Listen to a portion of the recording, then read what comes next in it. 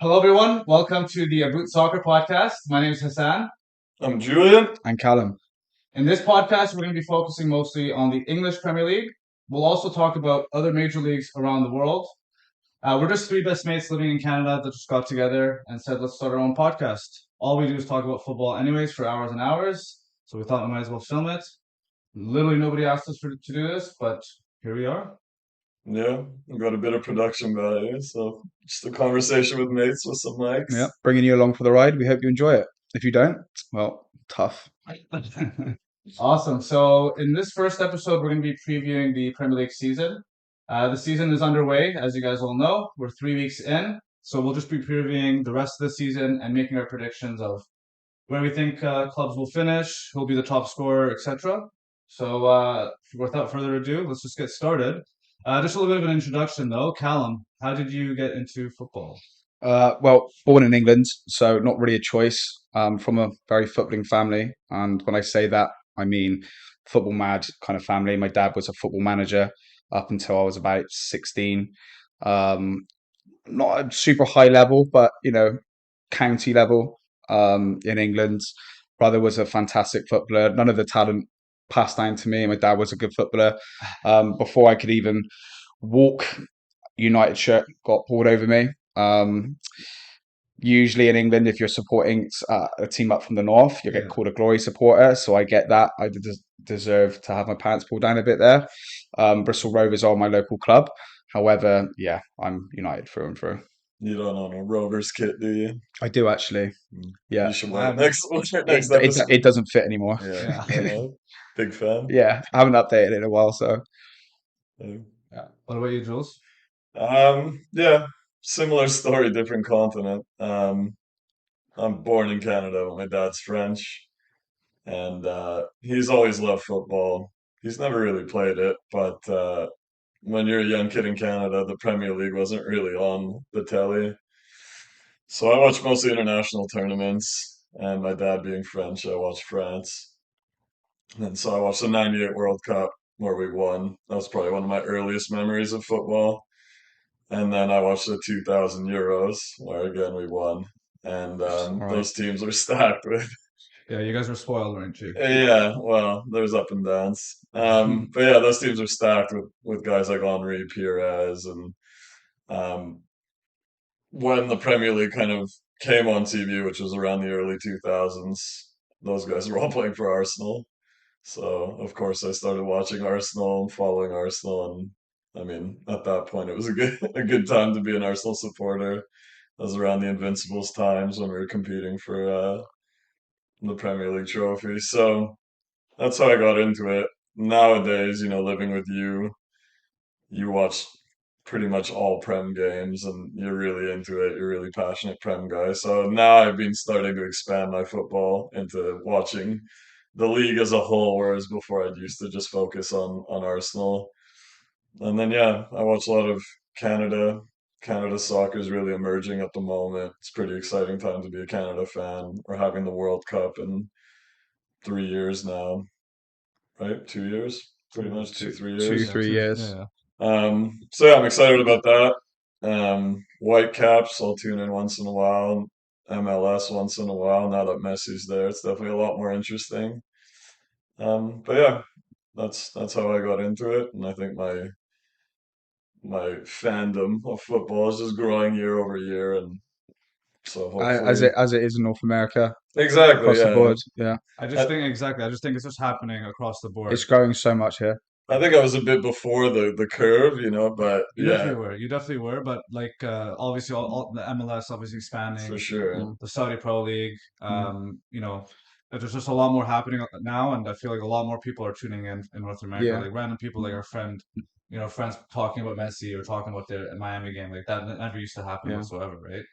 I mean, just look at your talent pool as well. I mean, you didn't get very far in the World Cup, but you gave quite an honourable go. Well, that's what really pulls nations into sports is like Absolutely. when everybody gets together and like a common goal, Yeah, supports a yeah, team. Now more and more people are like, oh, Canadian football. Their kids are yeah. getting inspired and getting into Yeah, yeah, football, and exactly. so You're breeding stars. Same with just across the border, the States, they're breeding stars. for They sure, obviously they've got players all over Europe now. So yeah, you can just by that alone, the sport is obviously getting more popular because they're putting more of their athletes want to play that when they're young, right? So your Absolutely. talent pool is just getting bigger. I think as well, like with streaming as well. So Netflix with that Sunderland documentary, obviously yeah. Welcome to Wrexham. Mm, Apple Wrexham's TV been now has good. all got the helps, yeah. MLS package. Yeah, Fubo and DAZN, obviously they have football on there as well. So Mm, people that subscribe to DAZN, for example, for NFL are watching football now too, or soccer now too. yeah. So I just think there's a lot of factors playing into it, and it's definitely good for the game. And yeah. How about you, Hassan? How'd you get into football? Well, I unfortunately was supporting my team at a time where we weren't doing well when you two guys were picking it up, Arsenal and Man United. So I started following soccer at a young age. My parents were big into it. They were France supporters, funny enough, because of Zinedine Zidane. They were massive fans of him, and obviously France was very successful at the time.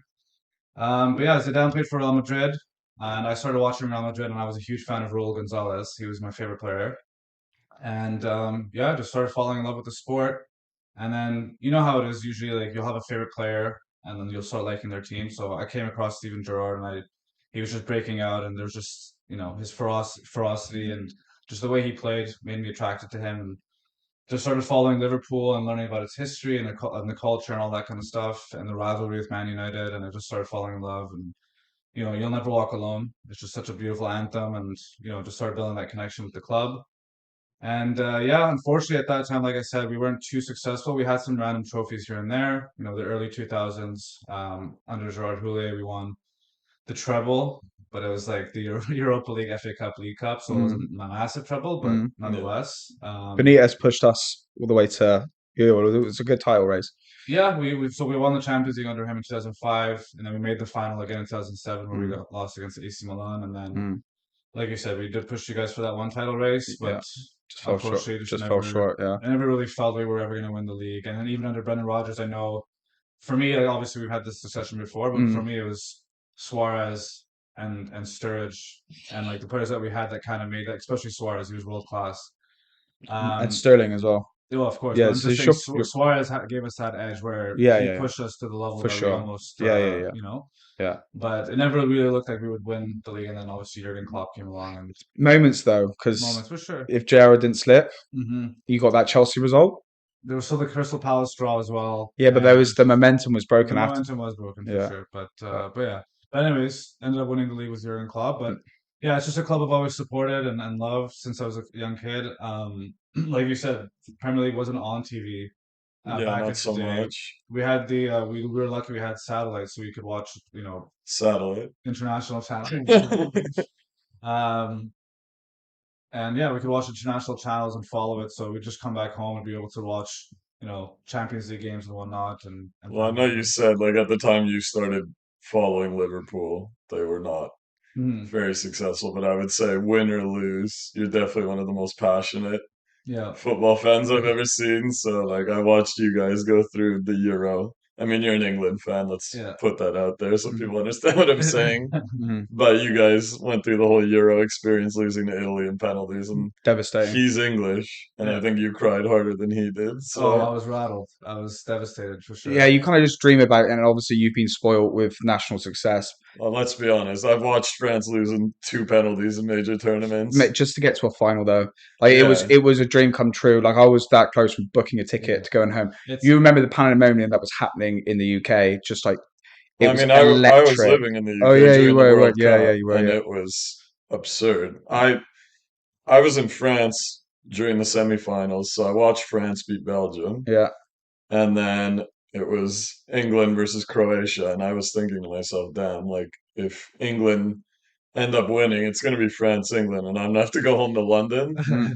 And I was really debating. I was like, if that's going to be the final, I might just stay in Would have France, been a good idea. watch the final here, and then go home Yeah. because man, I would have got Oh, glassed for sure. if I was in a pub with even with my English mates. Just after when you kind of lose a final, if that's saying if England would have lost, You never know. But just yeah, walking around the streets with a France I shirt wouldn't have on. worn. I honestly wouldn't Yeah, have it worn wouldn't be. my It No, would. it's kit. way It too wouldn't be. risky. Yeah, Yeah, I way would too not have risky. worn my kit. I would have like silently cheered, which would have sucked because I did end up watching the final in France, and English people wanted France to win just because they'd Croatia. lost to Yeah. Yeah. Of Croatia. course. Yeah. Yeah. And man, it was bonkers. You know, we were climbing on a fountain. Yeah. There Yeah. was Yeah. France fans down the street. Well, Like it Yeah. that's was what they, crazy. people would fight regardless. Like they'll, losing a final, they're gonna be losing their minds anyway. So Mm. jersey or no jersey, you know what I mean? It's already a hectic Yeah, scenery to I be would have in. just if we'd have won the finals against England, I would have just been like, well, I'm Yeah, not a France fan. Like Yeah. just and walk along casually, like Yeah. Yeah. looking left and right. yeah, absolutely. But yeah, I Um, mean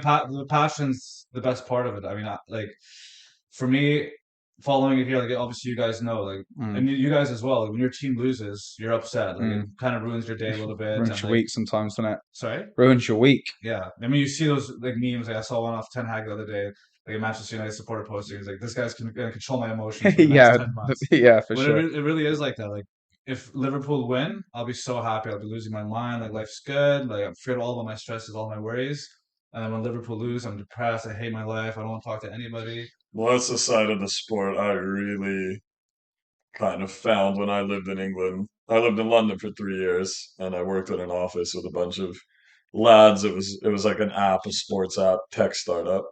And it was an office of 6 guys, and we'd just sit around the office and just chat about football after the week was over. And yeah, there was one guy who was a Brentford fan. Shout out Sam. Um, and he'd go to every single Brentford match, home and away, Yeah. every single one. Yeah. And I was like, Jesus, like Yeah. this guy. And if they lost, he'd come in the office, he wouldn't speak to you. Yeah. He'd just be on his sales calls all day. He wouldn't lift his head. Yeah. If they won, he'd be noticeably more chatty, bantering with everybody. This is part of the fabric of the Yeah, culture, the community. that's it's something you don't really get in North America, especially in the major sports. I know like college football, high school football, like that's really, really, Probably really the best equivalent. Tribalistic and yeah, really intense fans. Like the whole town gathers around these small high school football teams. So that's a different story. But major sports, you do get some fan bases like Boston Celtics yeah, that are really intense, but in Vancouver you just don't get anything like that. yeah. So Mm. It's nice that there's like supportive clubs and whatnot. Those, because I've been going to the Butcher and Bullock for a few years now, for several years now, like since 10 years ago. And the LFC Vancouver club do pretty well. Last year they hosted an event where they brought like a Beatles imitation band. They brought us over some legends as well. It was a great experience. But yeah, just getting together every week at the pub with fellow fans, you at least get to experience a little bit of that Mm. camaraderie and whatnot, which you don't usually get here. Mm. hopefully that grows. I think so. I think with the World Cup coming, and I think the Liverpool, what they do for the Liverpool Butch and Bullock is yeah, amazing. It's actually Yeah, is always a good turnout. yeah, Lamplighter is not too bad for United, yeah, but it's not nowhere near the scale of the yeah. support that yeah, Liverpool have Liverpool here. seems to do the best around here. Yeah, I mean, like United, Liverpool, they kind of do have the biggest fan base around the world, so Mm, it's not, but Liverpool here for sure. hmm. But yeah, anyways, nice to meet you all. What? So let's just get into it now with our predictions for the season. Obviously, last year it was a tight title race between your team, Arsenal, and Man City. And trust me, I know how it feels. Man City ended up winning at the death, as they always seem to do, no matter how good your team does. I'm a pessimistic fan. I was saying the whole season we'll bottle it, and we Yeah, ended I up mean, no doing matter it. how optimistic or pessimistic you're going to be, like Man City is just always there, unfortunately. And the You points have it has totals, to be perfect. you do. Like the points totals that, some of the teams that have gone against them make no sense, but City still seem to manage Yeah, to pull it off, right? yeah, So yeah. obviously Pep is one of the best around, if not the best, and Haaland doesn't help. Obviously, his monstrous season last year, but yeah. So what are we thinking for top four and title predictions this season, Callum? Uh, well, foregone conclusion for me. Man City are obviously winning the Prem. Hmm. I'm just praying to God that it's not going to be another trouble-winning season for them. I don't see how they can be stopped. Now I've bounced between second place between two teams for last month now. I I was writing United off. Hmm. My first prediction was writing United off. But I do think even though we've had a slow start, And traditionally, since Ferguson's gone, I can't remember the last time we had a decent start to the season. We've always had a shaky start. I think we're stabilised, and we've obviously got made a few signings that just need to kind of hit the ground running this season. I mean, it's last chance saloon for Sancho, in my opinion, and Anthony. But I'm going to put us second. I know that's a kind of a strong shout. I just think Arsenal's might fall off a bit. I'll let everybody do their predictions, but then I want to ask you about that. Yeah. Um, and then yeah, so I beat Arsenal third, and I'm still putting Liverpool fourth. Okay. Yeah. So just a quick question on that, since we should get into it really quickly. For Man United, Yeah. what so obviously like you said, you had a shaky start, which is not a big deal. You guys had a shaky start last season. Hmm. But do you really think they have enough in midfield? Because it seems that the problem is to be in the midfield, right? Getting past Casemiro, getting past. Yeah, yeah. Casemiro also traditionally, I was only reading something from a Spanish reporter the other Mhm. day. He's always had a slow start to the season, even with Real Madrid. Right. Once he starts firing, our midfield will be stabilised. I just think we'll have enough just to be more consistent than Arsenal. So, what in this transfer window specifically has inspired you to make that prediction, to see Man U take that next step? Well, I haven't seen our striker Hoyland, is it? Yeah. Well, the fact that you don't know his name Yeah, says it is all. it? Well, it's Hoyland, It's yeah. BTEC Holland. Yeah, exactly. Of which Holland from Wales, yeah. I purely just have to back my team. Fair. Well, Uh, I mean, if that's all it is, and then I fair. just think we've got a lot of firepower up front. I think Sancho will sort himself out, and there's a lot obviously more to come from Anthony. I think Ten Hag is a great manager, his pedigree, and I can just see us hitting the ground running once we stabilise a bit. Fair enough. All right, so you want to just quickly list off your top four in a row quickly? Yep. So can't believe I'm saying this. Man City, Manchester United, hopefully Arsenal, Liverpool. Awesome. What about you, Jules? Yeah. As much as it pains me to say, um, I don't know if that's in camera shot, but City again, winning the league. There's nothing in this transfer window that has happened that would tell me otherwise. Arsenal second again. I think we've solidified pretty well. We've addressed some needs in the transfer window. Mm. Timber got injured, which is very devastating, I would say, because he was looking like our best signing, even though he was our cheapest. I think that's a big loss for sure. 100%. Then I'm gonna go United. I think just one more year of Ten Hag working with the players in the off season. I think they just have the most stability at the moment. They may not have made, they brought in Hoyland. Yeah. They may not have made any other huge additions, but I think they've just tried to solidify the squad that they currently have. Well, they changed the keeper, so I guess that'll help them play the Yeah, way that Ten Hag wants to play. yeah, I'm undecided if that was an improvement or not, Yeah. but I Definitely think improvement. they're just the most solid. They haven't Nobody's left, and Yeah. I think players who will have a bit more consistency in training, who know Ten Hag a little bit more, he'll be able to implement his system a little bit more effectively. So yeah, I think they'll be third. Um, for me, number four, unfortunately, even though They're gonna. Christopher Nkunku got injured, which I think is a massive, massive blow. I'm gonna put Chelsea number four. So despite their huge injury list, because they've got Badiashile out, they've got Reece James is out again. Mudryk got injured, I think. Yeah. There's quite a few. I think they've got 9 or 10 first team players, and the big one's injured. So I had Chelsea there the last time I made this prediction to you guys. I would almost switch it to Newcastle now, just after watching the first 3 weeks of the season. But I just think Newcastle will suffer with the European competition. They haven't been in the Champions League for ages, and I really just think that's going to grind their squad down. Chelsea haven't looked great though, have they? They've looked up and down. Yeah, you have to remember they are missing a lot of players. New manager obviously takes time to Mm, settle in. mm, They show, I mean, that first game against Liverpool, right? Like, I was so frustrated. They actually played really, really well against us. I would say, dominated most of the game. right.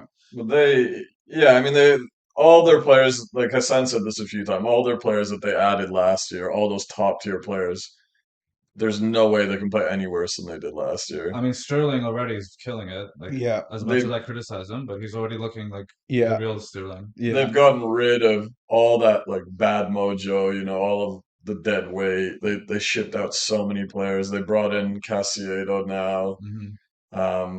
Disasi, Nkunku, unfortunately, long-term injury. Jackson looks really good. Jackson looks Really, great. really good. And it's not like I think Chelsea's going to be world beaters. I think there's going to be a really tight race for that last spot. I just see Liverpool, and kind of the first 3 weeks of the season have confirmed it for me again, is just lacking depth in their midfield and at the back. And I just think guys like Konate, like potentially a world class defender, but he's so injury prone. He's in and out of the lineup constantly. He can never stay fit for long stretches. Van Dijk's getting older. He's not getting younger. He cannot carry that defense physically anymore. Like you can't have him playing every single game, 90 minutes.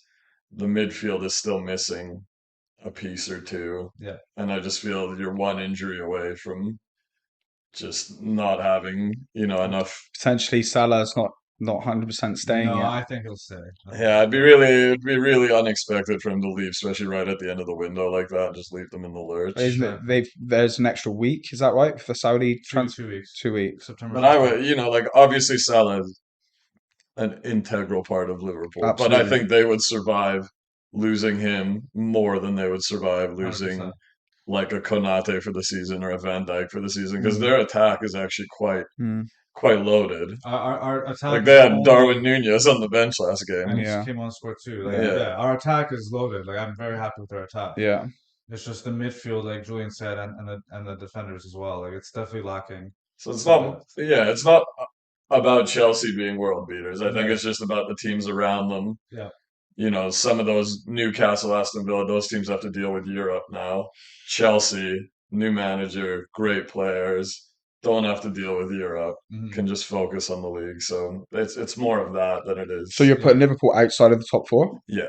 Mm. It's We just have to remember though this year, the fifth place team might actually make the Champions League next year with the new rules. yeah. So we'll just go We'll with the just go with top the top four for four now. Yeah, just because that's not confirmed yet. yeah.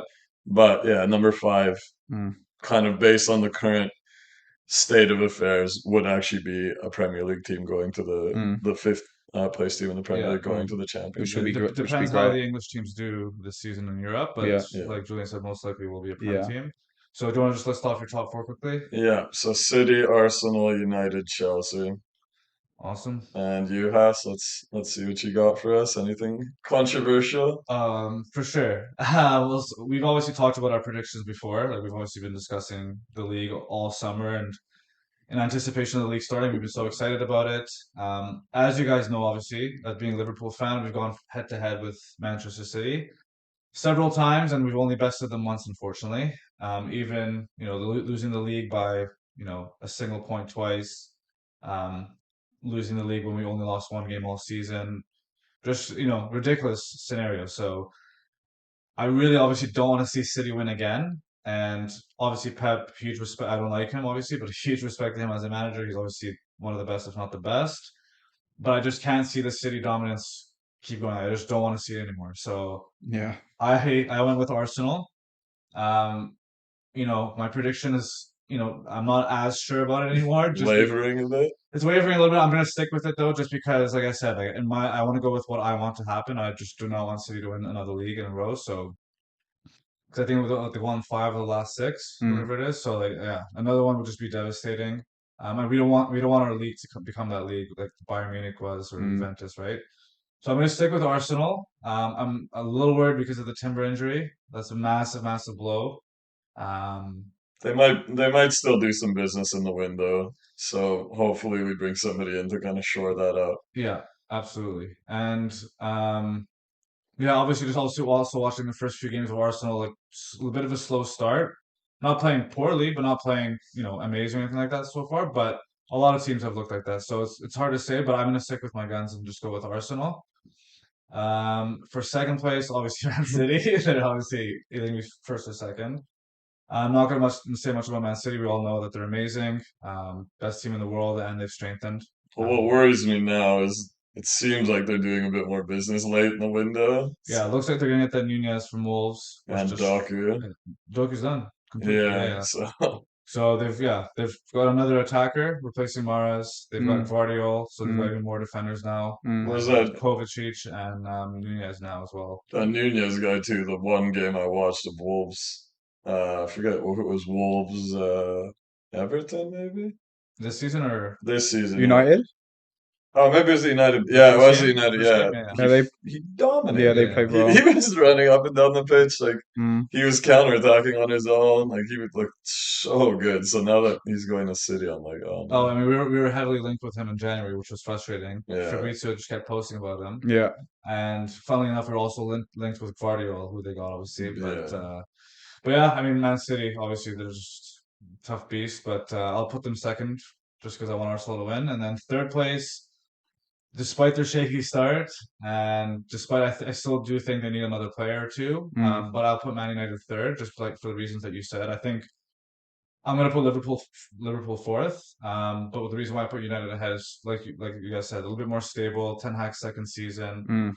Mm. They're a bit further in their transition phase, whereas Liverpool, obviously, we've lost the bulk of our squad. We've lost Henderson, Firmino, Fabinho, who are integral parts of our squad for such a long time. So let me ask you, you heard my reasons why I'm putting Liverpool outside of the top four. Yeah, I want to hear your reasons why what you've seen so far this season, what they've done in the The transfer Klopp window. factor, mate. Why are you putting them back into the like top like four? Callum said, the Klopp factor. So if you remember our title races against City, and you used to say this all the time, and you were right to a certain extent. Like our depth was nowhere near City's. Like that starting 11. Sorry, we had maybe two or three players on the bench that could plug in and do really well, but like Origi obviously had massive moments, but he's not like him starting game on game on game, obviously not going to do much for us, etc. Right? So I feel like we're in a similar situation right now. Our depth is very weak at the moment, especially at the back and in midfield. But I do think Elliott and Jones have progressed quite a bit, so I do think they'll have good seasons. Endo, very under the radar signing, but captain of Stuttgart, captain of Japan, was looking at statistics, really high up in the Bundesliga. So I think he's a good addition.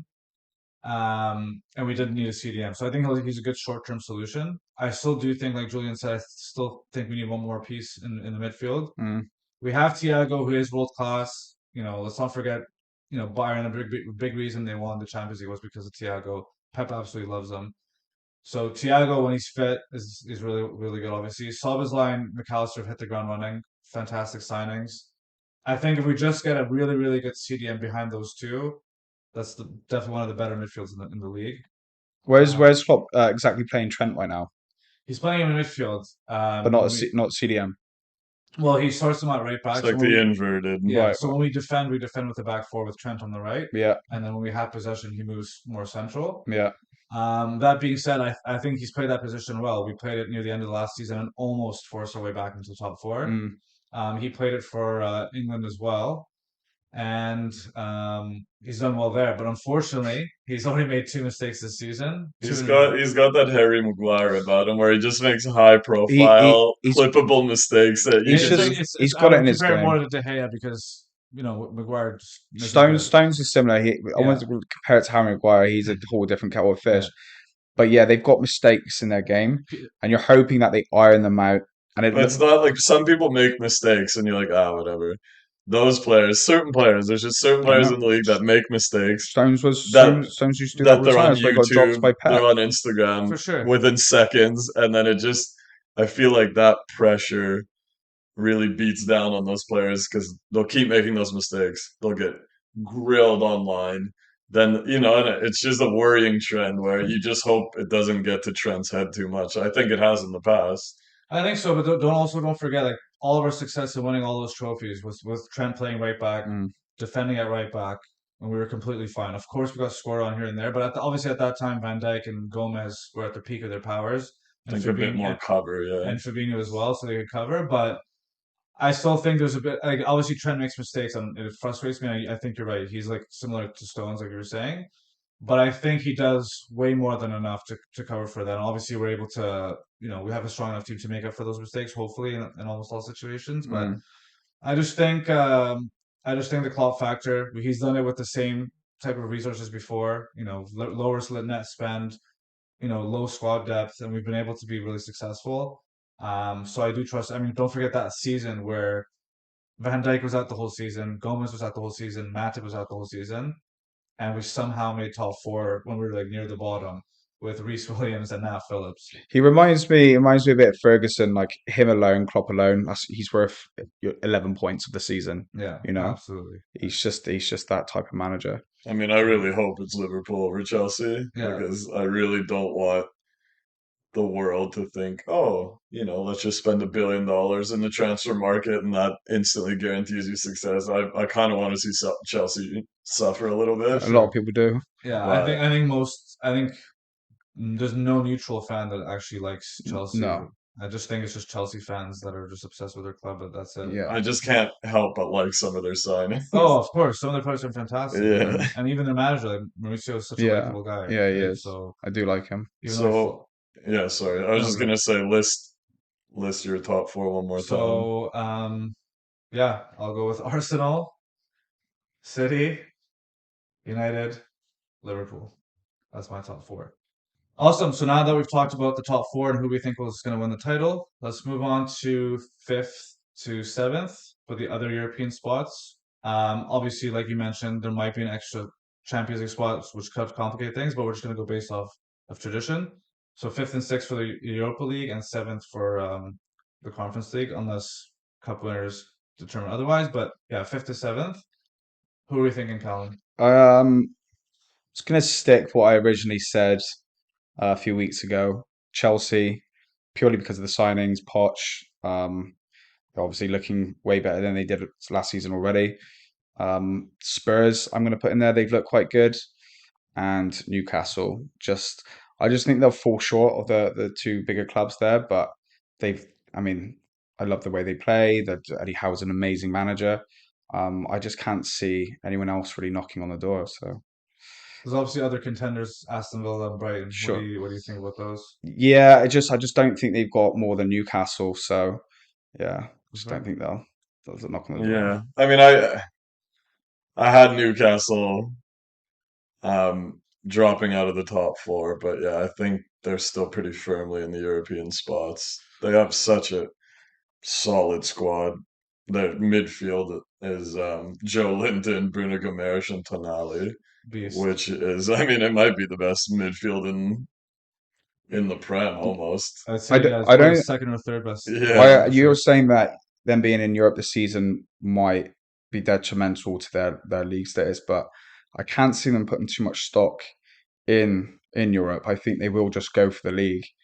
I think they'll focus on the league for sure. I think Eddie Howe probably has instruction from the owners. Yeah, it's more Make important. sure it's more important financially, Yeah, of and course. just you want that consistency because once you get that consistency and you're making it year on year on year, obviously the club just continues to grow. Not that they need the money, but overall, obviously, it is going to help. And Yeah, Eddie Howe did say in one of his early press conferences that the Champions League is a distraction. yeah. So I think he will focus on the league. Oh, he's come out and said that. He said that earlier this Right. season, yeah, Yeah. just before the season started, I think. But Mm. Yeah, I mean, if they go out early in the Champions League, then my prediction would change quite a lot.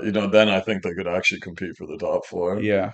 but it just really depends for me Yeah. yeah, I on agree with that Joe. Like they factor. do have a solid squad, and their depth is okay. So like they have obviously Callum Wilson, Isaac starting more, which is fair, but Harvey Barnes, Harvey Barnes, Anthony Gordon, yeah, because Gordon it's been Gordon, Isaac, and Almiron have been starting, but they yeah, have Barnes, they have Wilson, Willock.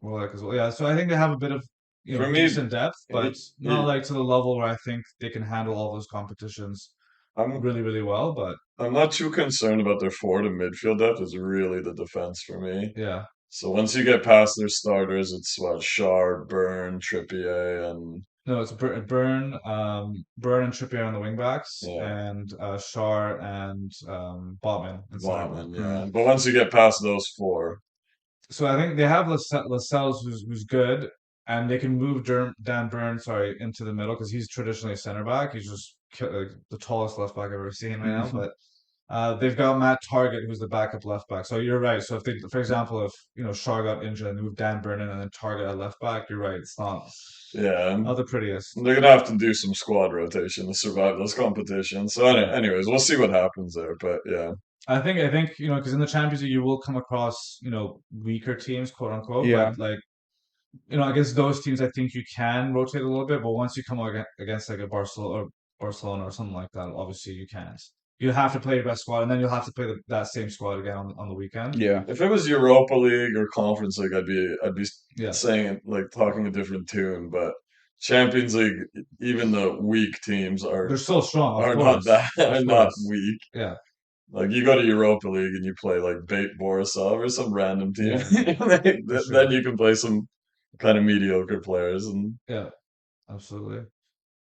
But yeah, so you have who do you have as fifth then? yeah, you had Chelsea, Spurs, Newcastle. No, no, Jules, oh you're me. showing your list. Yeah. Okay. So So I just want to say I think it's going to be a dogfight from yeah, 5 to 7. I think all the teams we named, Chelsea, even the teams I put in fourth place. So Chelsea, Liverpool, Newcastle, Villa, and Brighton. Spurs. And yeah, I always forget about them. Fucking Wait, whack team. everybody does it. But yeah, I think all those teams, Chelsea and Spurs have a chance because they're not in Europe and they have a big budget and pretty solidified squads. So I think they're going to push teams. And then, I think the kind of teams that don't have the squad depth that are now in Europe are going to struggle to balance that and the Prem. So, I think teams like Villa and Brighton and Newcastle are going to struggle a little bit with their squad depth. It happened to, who was it? It happened to Leicester City really badly. Really badly. It happened to Wolves, Yeah. and it happened to Burnley. But to be fair, Burnley didn't have any budget. They bought Mm, Yeah. one big player at the time, and that was it. So I mean, these teams are more well equipped than those teams were, For sure, but it's still really taxing on a team to play that many competitions 100%. against really really good teams. So I had Chelsea fourth. So fifth, I will put Liverpool, um, and then sixth and seventh, I think I have to go with. I think I'm gonna put Villa ahead of Newcastle. So I think I'm gonna go sixth Villa, seventh Newcastle. Spurs out of the top seven. Yeah, and then I'll probably put Spurs eight Okay, just as a bonus, and then Brighton and yeah, the rest after. yeah, Interesting, interesting. So you're because my early prediction, to be honest, was having Chelsea as fifth, and I believe I had Aston Villa sixth and Newcastle seventh. But I've kind of changed my mind. Obviously, 3 weeks into the season now. Freaking Spurs look good, man. Like Spurs look really, really good. Like Madison, I think they did a job on United, and Madison's a great signing for them. I think he's early. Like obviously, he's 3 weeks in. He'll probably get an injury. Other signings will shine, but early signs are pointing towards that he'll be one of the signings of the season for sure. Mm. The only issue that Spurs have, I would say, is a bit of depth. Like their midfielders and defenders aren't that inspiring. They obviously got the what's the Dutch player's name? There's so many of them. Mickey yeah, Van den Ven, I think it is. Van der Ven or something like that. A good He's center back. he's great and he's rapid and everything as well. But the only thing I see them struggling in is their striker. I was gonna say the same thing. Charleston is the only piece in that team that seems out of place. Everybody else is playing really well except him. He's missed some big chances and he just seems like he doesn't belong in that Spurs squad. That being said, I mean their manager's playing a lot more attacking. Like this is the Mm. most exciting Spurs squad we've Yeah, seen in a long time. I hate them. I don't want them to finish in top seven. yeah, The manager's super likable. I love Madison. yeah. But yeah, as a team, I hate them. But yeah, I don't know. So they're in the mix now.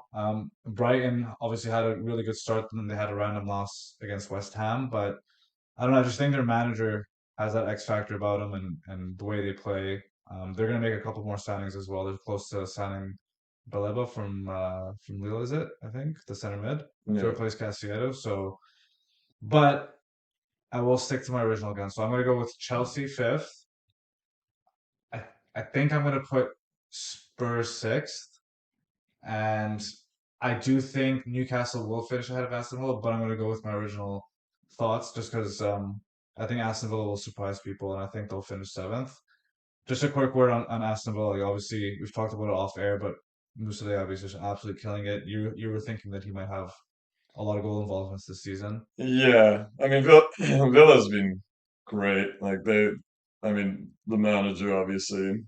Massive impact. Yeah, bringing him in, he's always the thing which encourages me with them was Emery is really experienced in Europe. Yeah, So, I think he'll be able to manage his depth a little bit more better for sure. astutely Mm, than, somebody like Eddie Howe or so I think they might actually have a chance of really managing their competitions really well. They have so many like great explosive players. Like Yeah, Diaby was a player that was linked with for Arsenal and sure. City and mm. all the big clubs, and then he chose Aston Villa.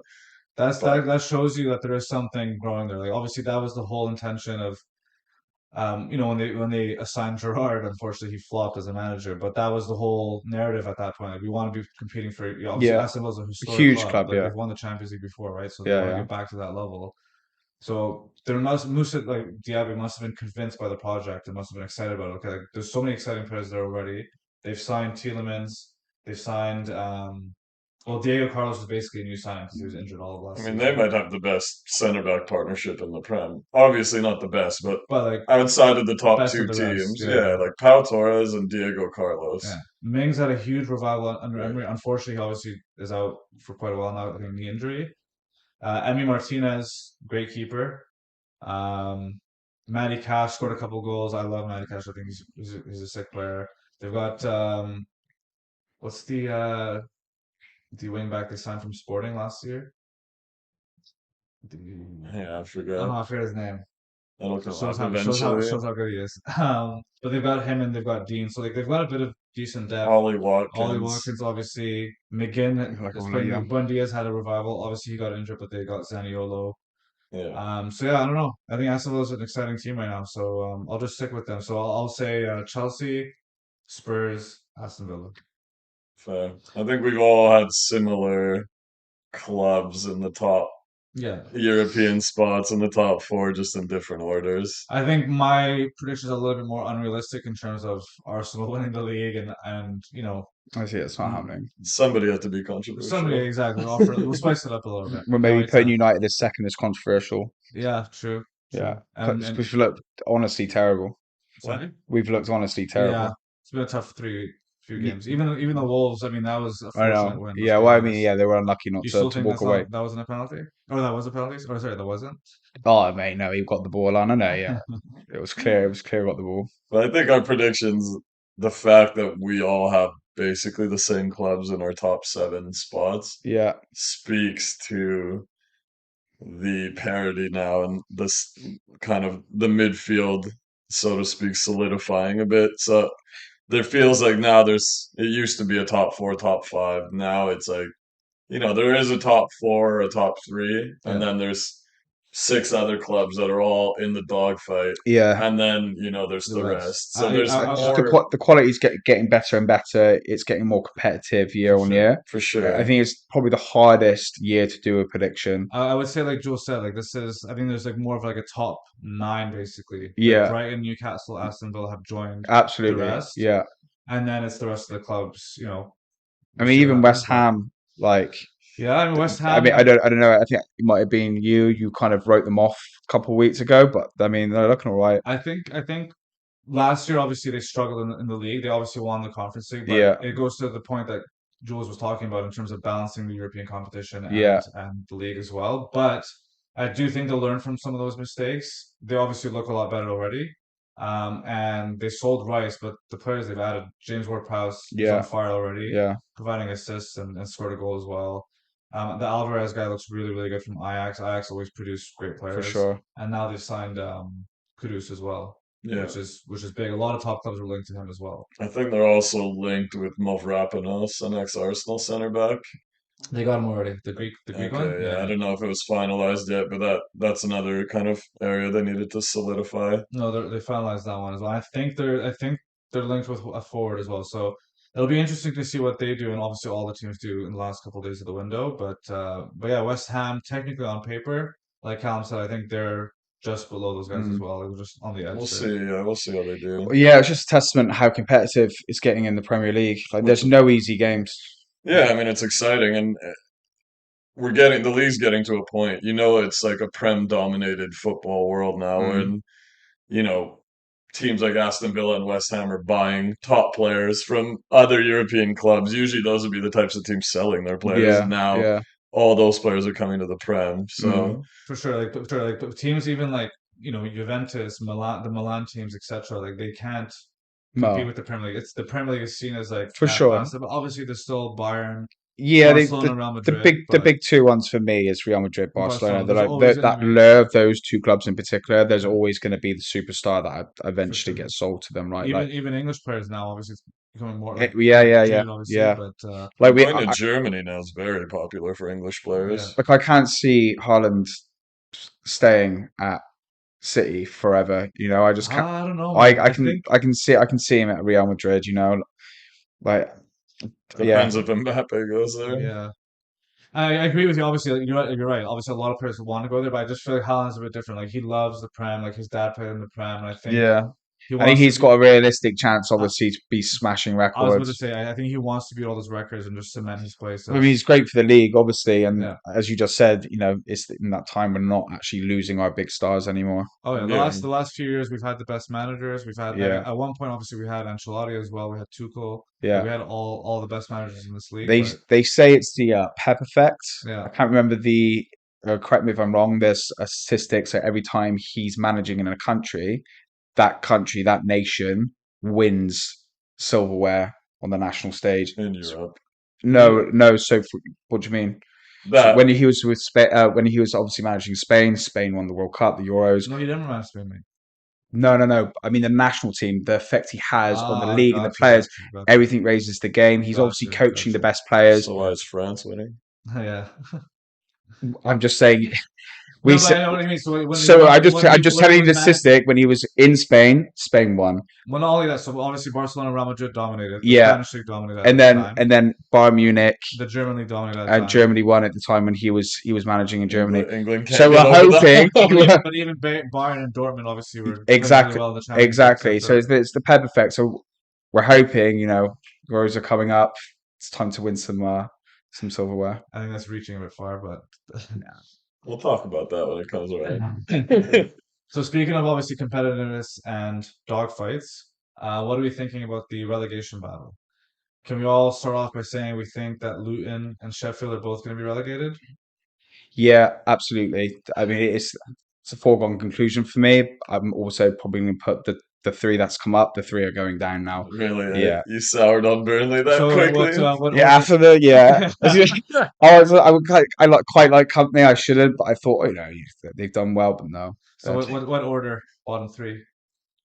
Luton. Just for their stadium, they have to go that way. Yeah, they do. They They do. It's get the disgusting. fuck out of there. Horrible, horrible, horrible little town as well. Good airport. So yeah, Luton, Sheffield, Burnley. Yeah. What about you, Jules? Same thing, except Luton and Sheffield for sure. Yeah. Burnley, I'll give them a lifeline. They've looked terrible. But I still like Wolves. Wolves was my original prediction. I'm gonna stick with it. They're just showing no intent. They're selling off. They sold Raul Jimenez. They're selling off They sold Neves. They sold Neves, Nunez, possibly. Cunha, No, Cunha's still there. or what? Mateus Nunez. Nunez, yeah. Yeah, yeah. Same first name. Yeah, and their manager They left. sold their best center back, Nathan Collins, to Brentford. Yeah, manager's gone. They're just writing their own story at this point. So I'm gonna stick with Wolves, but yeah, Burnley has looked horrendous, Yeah. horrendous in the first 3 weeks. So Yeah. I wouldn't be shocked if they went back down. I just have a bit of. You've seen the clip where Company yells at the squad. Yeah, Yeah, yes. so I think he'll yell at them once, and Obviously, they'll get a couple victories here and there. obviously, Company is a very likable guy, and I think following obviously what happened in the championship, I thought yeah, he does have the X factor. I think he Yeah. does. Yeah. I'm like Jules. I just don't want to pick the three coming up going down. Mm. So I won't choose Burnley. I'll do Luton, Sheffield, bottom two for sure.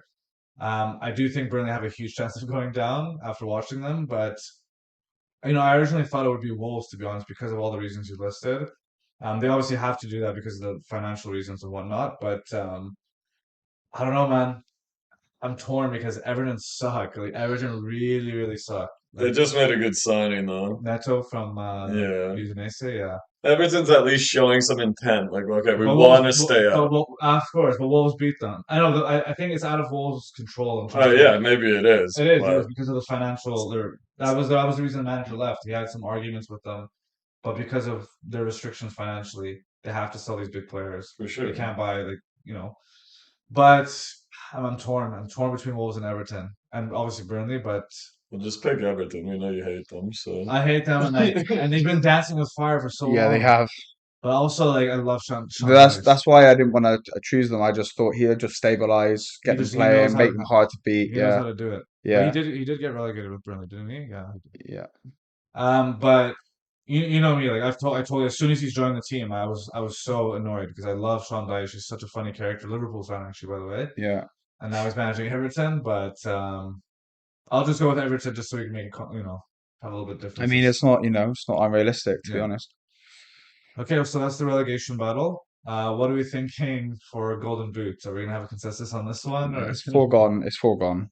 Like I said, should we just pick like either the person we think is gonna end second, or the person we think is gonna have like the most goal involvements or something? well, just for the clippable moment, let's just say who do It's we think is gonna Haaland, win? On three, Haaland. one, close. two, three. Haaland. Haaland, Haaland, Haaland, Haaland. Haaland. close second. Haaland. Yeah. Haaland. Quick word on Haaland, by the way. Obviously, animal beast, one of the best players in the world, and I obviously he plays for City, the scum. Men against boys. But he's also such a likable guy. Like I love watching his interviews and the way like I He just is a disgusting looking character, though, isn't he? Just looks like an alien. He doesn't look right, does he? guys, it's all about what's in the inside. It's hair, everything. You know when Pep was having a go at him the other day Yeah. in He's just front like of all the camera, and he had taking, this yeah, massive like yeah, rat Viking tail. It's just, ugh. yeah, If he was a United player, though, most beautiful human alive. yeah. You have your own. Yeah, oh, he's a little spotty Holy 14-year-old. I'm really looking forward to him, hitting the ground running. So do you think he'll be involved in the Golden Boot race? No, I do not. No. All right. So I, like Joel said, let's just go. Who do we think is going to challenge in the Golden Boot race? um, I think Rashford's gonna have another absolute crack of a season. Yeah, I just see him. Um, yeah, just hitting the ground running. Well, now that Kane's gone, it's a bit more of an interesting question now, because it would have been Kane It would have number been. It two. would have been Kane. Kane. Yeah, He's smashing it and he is. in the Yeah, he Bundesliga just already. scored. He scored two. I think he's got 3 goals in 2 games. Yeah, yeah. His and, last game against. and 2 assists. I think something like Yeah. that. You put any striker up there, they're gonna bang. Yeah. Well, that's the Those are thing. Choupo-Moting was You, banging like yeah, 15, but 20 goals this season. The but guy's Kane terrible. scored like 30 goals 30 plus goals last season for Spurs. Yeah. You put him in for me, that's like scoring 50 goals. Yeah. So you He's put him in doing the more Man with City less for team. sure. He might even he probably even rival I Haaland. think he He's probably would that have. He good. would have had Haaland's numbers. I know, Totally I agree agree. I exactly. totally agree. And I'm glad that now he's moved to a different team, even though I'd like to see him stay in the Premier League. And he's now doing it at least for the first 3 weeks at Bayern Yeah. Munich. And he's just, I mean, he could easily get 50 there. he's telling the world what we already knew, that Yeah. he's world class, that Yeah. he'll walk into any team and just bang numbers in. Yeah. So you're thinking Rashford? Any other players? Do you think they'll be contention? Salah maybe, but just for being a United fan, just want to put Yeah. Rashi in there. What about you, Jules? Has he scored yet? Rashi? No, United haven't scored much though. No. They've I think, what 2 goals so far, I think. No, Rashi has scored. Hmm. No. Yes. No. Well, we'll Google that later. Yeah. Let's cut this out. Yeah. Brandon, can you bring that up on the scoreboard for us, please? Yeah, producer. Yeah. Um, Any well, Arsenal players you think will be up there? no, we just score in bunches. Everybody just, Spread out. yeah, everyone gets 10 goals, everyone gets 10 assists. We don't, Jesus doesn't stay healthy enough to stay in the team long enough. So there'll be a bunch of people at Arsenal that'll have 20 goal involvements, Yeah. but nobody that's really gonna to get like 30, 35. Nketiah, he's got 3 so far. Yeah, I mean, if he plays the whole season, but no, Jesus will be back soon. Yeah. He was on the Um, bench last game, so I think he's almost fully fit. yeah, Saka bagged a couple. Yeah, he's had a couple, I think. That's just so spread out, mate. Like there's just not one, which is a great Yeah, like a great problem to have. for Mm. sure. Like who cares if anyone wins the Golden Boot? Yeah. I mean Rashford is a good shout. Um, Yeah, it was in the high 20s last season. Too bad. I mean, I wanted to say Christopher Nkunku would be in there. Maybe not for pure goals, but for goal involvements. Yeah. I thought he would have a really good chance. But in terms of goals, you think anybody can get close to Haaland? I mean, no one's getting close to him now. I No. think he'll win by 10 clear easily. Yeah, I think Rashford, I think he'll be, 2, 3, 4 range. Um, yeah, I can't think of anybody else who just has that deadly where all the goals just pour through one person, like there's not that many teams anymore that just have that one player. Mm. Like You're it right. A was, lot of the teams are just spread out, like you said. yeah, like it was Kane at one point, and it was now it is Haaland. But I just don't. There's not as many teams where it's like everything is funneled Through one. Yeah. through one guy. So that's why I'm saying goal involvements wise, a guy Mm. like Diaby Yeah. at Aston Villa, I think he'll be up there with 15 goals, maybe 15 assists. Mm. Yeah. Which would probably put him close to Haaland's goal involvements. I think Haaland usually will score like 40 goals and have like 2, 3 assists. Yeah. So I think that there might be some people close to goal involvements, but just purely goals, I just don't think anyone can compete. Hmm. You? Yeah, I'd say I agree with you. Like I want to say a Liverpool player, but it's like, I mean, if Salah had his worst season last season. He had 19 goals and 12 assists in the Prem, which is Exactly. fantastic, Exactly. amazing. Like for a player, Exactly, but yeah. nowhere like Yeah. miles away from Haaland. Yeah, I mean, his previous seasons, obviously, he had close numbers to those, but yeah, I just don't think that right now, for example, the Liverpool team, like you said, is so spread out. There's Jota, there's Gakpo, Nunez, Diaz, and Salah. Like, it will be spread between a lot of those fives. I think we'll have a couple more goals from midfield as well. So I agree, it's just the same situation as Arsenal. Mm.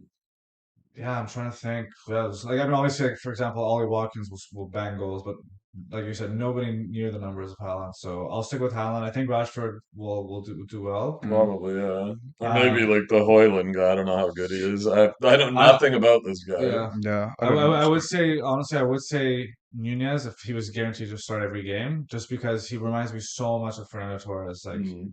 not like super skilled, like as obviously he's got skill, but like you know what I mean, like not Just as movement wise. just movement wise, power, pace. Mm. Like he's just so. Gary Neville was saying it the other days. I'd much rather play against Gakpo than Mm. Nunez because you don't know what to Mm. expect from Yeah, Nunez. He's Jota on there. so explosive, and you just can't handle that Just sometimes. playing off his shoulder constantly. Yeah. So, but yeah, I'll stick with Haaland.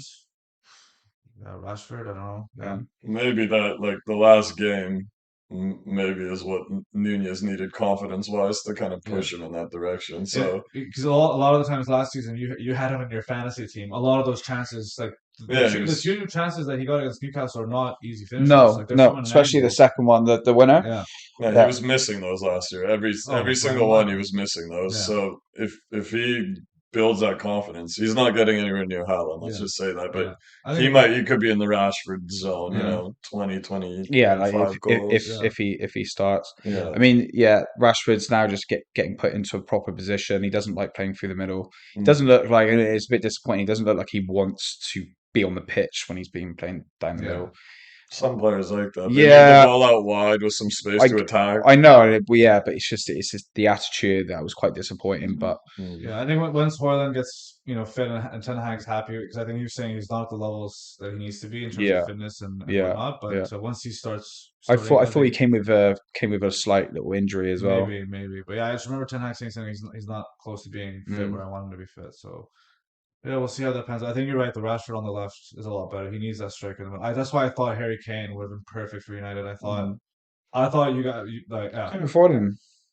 And still like Hoyland was what 70 million. Pay that extra 30. Yeah, I'll give Well, him a who call knows with Monday. Kane? Yeah. Yeah, it might have been a Kane thing. Yeah, I think he's more spread. I think Daniel Levy probably just wouldn't want to sell to Premier League rivals. And if he And if he did, he'd want more. exactly, I Then think it would have probably cost want another 50 150. million. Yeah, Yeah. exactly. Yeah, But this Kane one, yeah, he'd just get abused. Get it's No, not no, abused. that bad. no. It's If not it that was bad. a If he went to London, Chelsea, for if you went to, example, exactly, if you went to Chelsea, Arsenal, different yeah. story. Well, But United, not too bad. Man City United, it's like Spurs It's fans would be like, understandable, you know, understandable. But yeah, It is what it we've is. poached quite a few of their players in the past. So Speaking of Kane, now that he's gone hmm. and De Bruyne's injured, Yeah, who are we thinking for most so assists for the it makes season? it tough because it would have been Kevin De Bruyne. Obviously, he's picked up that injury. I called it a few weeks ago. I think he is injury prone, and then Yeah, next game he's injured. What's he out for, like 2 months? I think he's out for was it 6 weeks? Was it or eight? That's Yeah, significant. yeah. Four games, 4 Premier League Actually, no, games. I No, think you're more right. than No, I that. think you're right. I think you're right. It was 2 to 3 months. I think you're right. Yeah, like Um, yeah. No, it'll be like eight games at least. at least, yeah. So yeah, so now he's out of the picture. Um, I actually don't think this is two of left field. I actually think who is, and he's already got a couple assists, I believe. I mean, I know him for a fact that he assisted Haaland the other day. I think Jack Grealish, the turnaround he's had, I think he's definitely going to be up there with the assists. I think he's just going to keep pinging those balls in for Haaland, who's just going to keep knocking them in. So I don't know. I want to say Bruno Fernandes, obviously got the captaincy now. I think that would have really pushed him forward. It's really hard to like him sometimes, and that's coming from a United fan. I've never heard you say that. Yeah, It's just that he doesn't. I wish Rashford got the captaincy because Yeah, I think that would have pushed Rashford onto that next level. I think obviously homegrown. Yeah. homegrown lads. well, let me ask you this then. Do you think, speaking of Fernandez being likable, do you think his teammates like him, or is it just an external thing? Because, like, from my point of view, I've seen some of his teammates on the pitch give him some shit for the antics, like Yeah, the I mean, acting. So I don't think English player. I think you'd be hard pressed to name me one English player.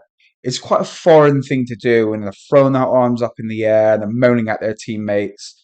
I, So wait, I don't think I'll it's a pretty. interject here. So sorry to interrupt, but you're right. A lot of foreign players do that. Like obviously Ronaldo would do it all the time. Yeah, I watch a lot of Milan games. Giroud does it sometimes if he doesn't get a good cross. Like yeah, you and know I what I know mean. it's the top players that But Bruno does it literally after every single play. this is why I He's say it's constantly hard to hounding like. the I ref. don't like it. I He's don't like it at all. yeah, yeah, that's what I'm And I don't think wondering. it's a becoming of a captain either. For sure, exactly. you need to set the example for your Yeah, team. no, I agree with you. I'm not saying it's obviously the worst choice. He was definitely I would have put in the running to have the captaincy, but no, I hoped it would have gone to Rashford. Anyway, having said that, he's still very mustard as a player. Of He, course, I mean, it's like undeniable. one of, if not, the best creative midfielder in the league after Kevin De Bruyne. Mhm. Um, but yeah, I just think Jack Grealish is just gonna have an absolute rager of a season. And yeah, I'm just gonna go for him. I just think that link between him and Haaland, I think they're just gonna ping in goals together. Even after all the boozing he did this summer. Oh yeah, yeah, yeah. I think he's got a couple assists already. Correct me if I'm wrong there. I think he's got 2 assists, maybe. I'm not 100% sure, but I probably Yeah, yeah. yeah, But I mean, yeah, he's such a great. I mean, we were talking about it actually the other day. You and I love Grealish. Like, yeah. obviously, I love him at Aston Villa. I was rattled, obviously, when he went to Man City. I thought he would be a perfect player for Liverpool. I thought he would have suited Liverpool or United or even Arsenal Yeah, more. 100, Arsenal obviously is 100%. stacked in that position, but a lot more. But the fact that he's turned it around because he had a slow start. You were writing him off when he Yeah, first a got. lot of people did. A lot of people did, You pay but 100 million for somebody. of He's not a course, project. You of want him to come into the team, Of and course, but I think it's just that's why I was confused, like why like why he went to City because it's just a complete opposite of the way he plays. He loves driving at people, Yeah, taking the ball yeah. deep A and risk driving taker with the way he for plays. Obviously, sure. Pep doesn't like that. You keep the ball. But you have to give him credit. Like he is a special talent. The fact that he's added to his This arsenal of game, yeah, skill yeah, is yeah. just well, I've crazy. seen him. I've seen him tracking back the last Yeah, few yeah. matches. Oh He's yeah, making tag, and like Hmm. that really shows that what Pep I'm has telling you, man. tried to infuse into his game is making a The Pep effect, difference. having that kind of it's stealing this kind of total football into and coaching into our English players. I respect Grealish because I feel like at a young age he was forced into a system that maybe he wasn't accustomed to. It wasn't, his whole life. It was probably like, oh, give him the ball. He's just going to dribble through everyone. And that's what he did at Villa, pretty Mhm. much. And so now you put him in City where it's like probably very structured. This is your job. You must do this. Take no It's risks. Keep working. the ball. It's working. How much you have to work off the ball as well. But I always thought of Grealish a bit of like a prima donna, but you never heard too much complaining from him. Jamie Tart. Yeah, exactly. That's in your head. You're like, oh, the type of guy Grealish is, and he's a partier. He enjoys his life. Loves his haircuts. Yeah. Yeah, but you never heard any complaining in the media. No, no, He no. seemed like he Well, just put his head down and waited for his and opportunities. he looks like he looks after himself, fit as a fiddle. Oh, for Yeah. sure. You know, Yeah, like he's he's he's definitely a great professional for great sure. professional. Well, he's Absolutely. admitted about him. There was a thing with him and Haaland, and he was like, mate, like Haaland shows up at 5 a.m. Every time I show up, he's already in the gym, Yeah. and I'm Yeah, like walking in at 10 with my coffee. yeah, yeah, So I think he does what he needs to do yeah, yeah. to play I, at the I highest think level. I think like Haaland's, like the Ronaldos, you know, those type of professionals, those type of athletes where they're so elite, they're so obsessed. Exactly. That's the word, obsession. It's obsession, Yeah. right? But Yeah, I think it's also there's two types of athletes. There's the Ronaldos or the Haalands who are gifted, but not maybe as naturally gifted as a Messi, yeah, where they need to work hard every day y- to keep their edge, yeah, and that's where they become and obsessed. become the best because they've Exactly. worked on their craft. Whereas I'm not saying these guys don't work hard, but guys like Grealish or Messi, like they were probably born with just They got a bit the more. natural I know what you're talent. saying. Yeah, I know Yeah. what you're saying. Yeah. So they probably never had to work as hard in the gym or whatever. Mm, You each arrive at the same kind of end goal, but mm. in different ways. Yeah. So that's a Jack Grealish special. We'll be releasing that soon. Yeah. So I'm gonna go with Jack Grealish All right. as What yeah. are you thinking, Jules? um, Your boy Odegaard? no, he scores too many goals to get enough assists. Yeah. I think James Madison's a good shout. I think that's probably who you're gonna say. Um, I wouldn't have said it either until I watched the first few weeks of the season, and he's looking quite good. So I think if he can hold up injury wise, fitness wise, I think he's a good shout. I think if Foden plays a lot of It's games, another good I shout. was going to ask you why not Foden, but yeah, I think if he kind of steps in and takes that De Bruyne role, I don't really know how they're filling the gap right now, but I know he'll play more minutes with De Bruyne not there, so I think he might be a good shout. My worry for Foden is that they obviously brought in Kovacic to replace Gundogan. Obviously, Rodri is guaranteed to start every game, Mm.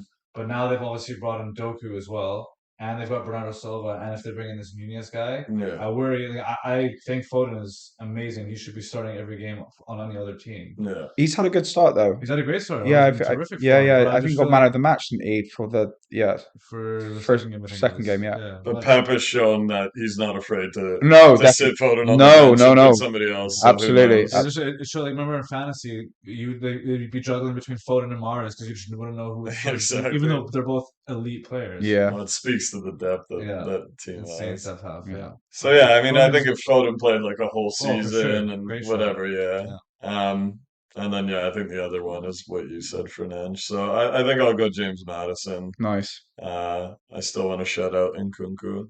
Biggest fan. I would have chosen you. Chelsea scum. All right. So yeah, I agree with you guys. I think Bruno will be up there. I think James Madison will be up there. Salah. I was gonna say Salah as well. Yeah, because he's already has 2 assists. Right. He assisted Darwin. Yeah, he has 2 assists. And even in preseason, he was assisting a lot more than he was scoring. And I think he's still able to take players on and whatnot, but I think he's looking a lot more for passes than he did before. Mm. He still will get goals. I think his goal involvements overall will be high, but I don't know. I'm on the fence because James Madison's my boy, but one injury and then Yeah, I mean he's very injury prone. yeah. I bet De Bruyne comes back and just smashes it basically. Yeah, just catches up to Yeah, everybody. for Yeah, sure. so that shot. I mean, if he gets, let's say, 2/3 of the season in, then yeah, I It's think I plausible. think he's definitely What was it? plausible. What was it last year? Oh, I can't remember. I think it was De Oh Bruyne. no, in terms of the one, yeah, it was Yeah, different. but But I mean sorry, the in terms of definite the amount, yeah, I yeah. It can't had to be remember. in the 20s somewhere. I mean I would have actually picked Harry Actually, Kane must have been Kane close was though. close Kane. because And I think Kane Kane was had like 25 or Kane 22 was or close something. in the season before. I actually think, well, it might have been 2 seasons before he topped.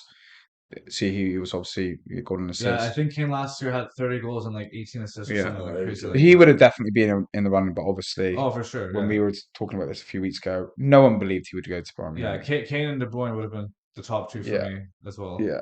So who are you going with, Salah? It's either Madison or Salah for me. Again, I'm going with players that I like and who I think have a chance. Might not necessarily might do it, but just to have some differences, I'll go with Salah. all your predictions are just have differences, Yeah, and you're gonna I'll be the controversial one. You know what I mean? That way, when I get it right, I'll look like a boss. You know what I yeah, mean? or your Or mid-season review. You can have yeah, everything So you're wrong. going everything wrong. Salah Madison. Oh, I'll just say Salah for Okay. most assists. Yeah. All right. Yeah. Okay.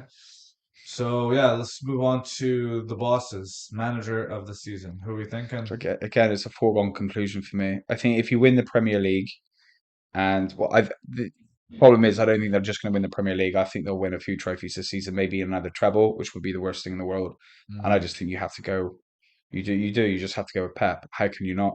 Just the consistency that they put into the league. I mean, I I live in disagree. Yeah. yeah. Go ahead, Joe. Sorry. No, I was just gonna say like I know this isn't how manager of the season voting goes, but I feel like people are bored of Pep. You know, I- they're bored of the success. So I think he really needs to do something amazing for people to. If he just wins the Prem by 1 point, winning another Champions League. If he wins if the treble or the double, for like the sure, Prem yeah, and yeah. Champions League, But I think like if he just wins the Prem, I think everyone's gonna be like, whatever. it depends. He's Julian's right to an extent because think about the nominees last year, right? Gary O'Neill was nominated for turning Bournemouth's season around, right? Yeah, Unai Emery was nominated. Eddie Howe was nominated for Newcastle. Like yeah. you have to judge it based on the job that you've done with what you have, right? Fair enough. So the reason why obviously City or sorry Pep won it was because he won the treble. So like Julian's right. If you just win the Prem, again it depends. If he absolutely blows everybody away in the Prem, then maybe. Yeah, But I think he would need to win also a Champions League or a treble, yeah. like Julian's Which I saying. think he Well, will. it sucks for him. Not sucks, but I think there's different criteria for Of Pep than course. any. Like if Arteta wins the Prem, Yeah, instant manager of the because he's season. won it because he got it from because he snatched it from Pep. Exactly, Exactly. but that's No, I agree. I agree with you. However, I'm going back to my first point. I don't think they're just going to win the Prem. like if Luton's manager keeps him in the Prem, Yeah. instant manager of the season. 100%. 100%. Sheffield's manager, instant manager of the season. 100%. Yeah, I mean, it'd be a big achievement. Even Wolves, yeah. So what do you think? Like Pep wins a treble, or Luton's manager Do you know, keeps them in the Prem? do you Who's know like, what? Do you know what? Manchester United winning the Champions League, Ten Hag. nah. Let's come back down to earth, man. Yeah, I will. So yeah, Pep. Okay. I mean, I want to shout out Luton and Sheffield's managers. I don't know their names, but if they can keep their teams in the Prem, I'll give you a round of applause. But you And do you think? manager of the year. Sure, but if that happens, you're going to give the award to them. But what do you think's realistically going to happen? Realistically, Pep's going to win a treble. hmm. I'm looking more in the midfield. Like what one of those midfield teams can exceed the expectation that will be more impressive than because I don't think Pep's winning a treble again. What about Newcastle? Make top four, kick out one of the big boys, so someone like United or Well, they were Liverpool. top four this year, so they would have to improve on that. That's what. No, Well, but no, going I think far in the making Champions League. top four and doing well in the Champions League Exactly. is If they managed to win, let's just say the League Cup, mhm. they made top four, and let's just say they got out of the group stage of Well, the yeah, well, Champions League. 100. But yeah, I mean, Then I, I would give them that I because think that's it. exceeding, massively I think exceeding I it. honestly think even without the cup, I think just that's finishing what I'm top four saying. and out of Yeah, the group stage just would just be kicking one of the big I boys think it out. all depends on what Pep does. So if Pep doesn't win the treble, yeah, say he just wins the Prem, yeah, then yeah, I think it opens the field to any of those midfield guys that yeah, have exceeded the expect. Like if Brighton gets fifth yeah. randomly, and you know they're in what conference league? They're in Europa. Yeah, and they go far in the Europa League, Yeah, and you know maybe a couple of later rounds in some of the FA Cup, League Cup. Then yeah, I think so. I think it really hinges on what Pep manages to do. yeah. But you're gonna go with I, it's hard to pinpoint. yeah, I'll give it to Poch, not because I like Chelsea, but because where they finished last year. yeah. So it makes it very easy for him to improve on Mhm. where they were. So like So why would you give it to him? because they did so horribly last year. So they can only really go up, is what you're saying. Exactly, but like it'll look really good. They finished what ninth last year, 10th, Yeah, 11th. I don't know. They finished quite far down there.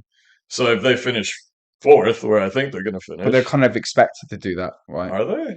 I think everybody Well, thinks when like did they finish last season? Eighth? no, lower than ninth, that. tenth. I think it was like 10th or 11th. Jesus Christ. Yeah, But I do think I agree with Cam that they are expected to basically like everybody's saying that they're they're not going to challenge the expecting to top be in four. in I the mean, top you look four. at the No, no, they're saying that they're expecting them to challenge for the top four. easy. Yeah, Yeah, I mean, I think everybody has them fourth or fifth. I mean, all this hinges on Pep not winning multiple trophies. Obviously, I'm but just saying whatever. if Just go. Yeah, I'm yeah, gonna say Poch, yeah. just That's fine. because I think he has the He easiest. needs to win a trophy to do that this season, like a League Sure, but Cup. like I think they'll be in the running for the League Cup. I think they'll be in the running for the FA Cup. They don't have to. They don't play any European football, so they'll have so much resources to focus on Yeah. those competitions.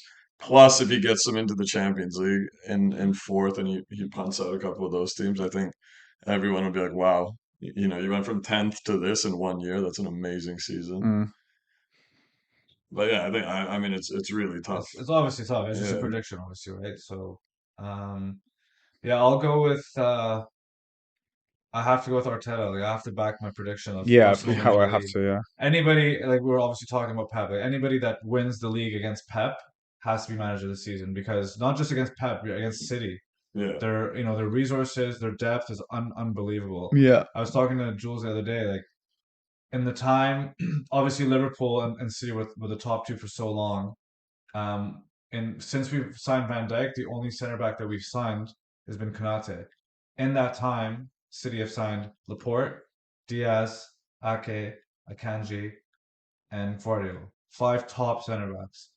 No other team can do that. Mm. Absolutely no other team can do that. So a team that can beat that type of squad, I think deserve like that manager obviously deserves to win that award. So Yeah. I'll go with Arteta just because I'm putting Arsenal to win the league.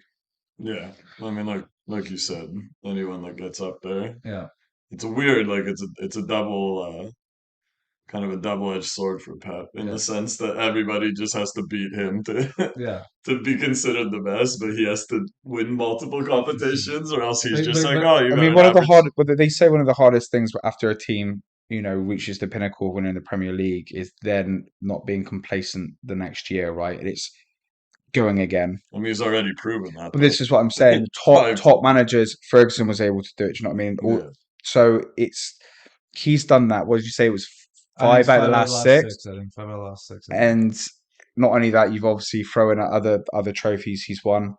FA Cup, But I he's think won he's the won most of those as well League Cup. since he's been there. I think Arsenal won one, Chelsea might have won one, So maybe won a yeah, I couple. know what you're saying is a double-edged sword. Oh, they've just won again, but it's also the consistency of being at the top, going again, But not refreshing the not not squad. just that. You're obviously like Pep has set these such high standards, so he is judged to a higher standard. But also City as a club and as a squad as well. Like they're Yeah. obviously their resources are unlimited. Like their squad is unreal. The depth is unreal. Like, no team. Obviously, Arsenal has closed the gap in terms of quality depth, but no team over such a long period has had that type of depth. Mm, Depth, sorry, mm, not just in the Prem, in the world. Like, mm. I mean, it even speaks more to the brilliance of Pep that his understudy is now the second best manager yeah, in the Prem, a guy that calm down there, Yeah, I buddy. don't know about that yet, right? you just predicted that. Season, yeah, he's not the best, second best manager in the Yeah, league, mate. You forgot about he's somebody named Klopp, mate. yeah, yeah, Come on, man. exactly. You're in Klopp and Pepper on Ten winning Hag, managers. League Cup, mate. Final of the FA Cup. Okay, so you've got Pep, Mm. you've got Poch, I've got Arteta. So that's manager of the I season. would love it to be Ten Hag, but Sorry. I would love it to be Ten Hag. I I just mean, you don't know could. what. Yeah, You could Well, yeah, if you finish second and one, and no, there's no way he's no, winning no, the no. But Champions League. There's no way. even if he did win a trophy, an FA Cup, a League Cup, finish second, still don't think it would be enough. he would not only have to finish second, he would have to have Put had a realistic chance. push them Exactly. all the way to the end. Yeah, Because if you finish second, but you just kind of jumped Arsenal at the last day or something, then yeah, that doesn't really make a yeah. difference. No, I agree. Yeah. Yeah, Is that all our predictions? Yeah. So we've got top four in title. We've got fifth to seventh. We've got the relegation battle, Golden Boot, most assists, manager of the season. Anything else we want to talk about? I think maybe we'll talk about transfers once the window closes in a few days in the next episode.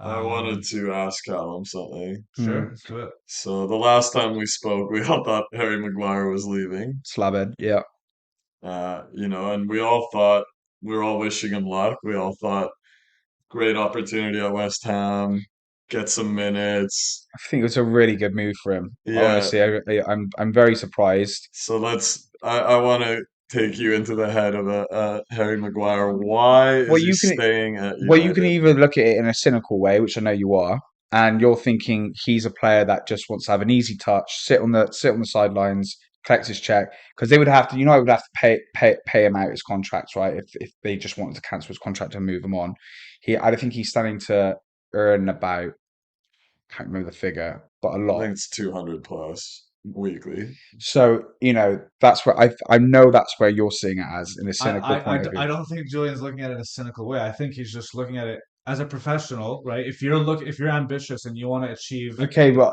I'm about to say this myself, go right? ahead.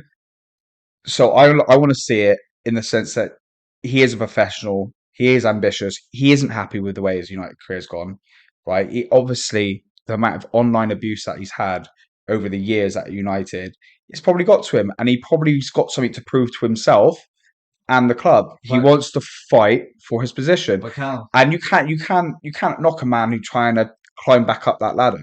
okay, I will say this to that though.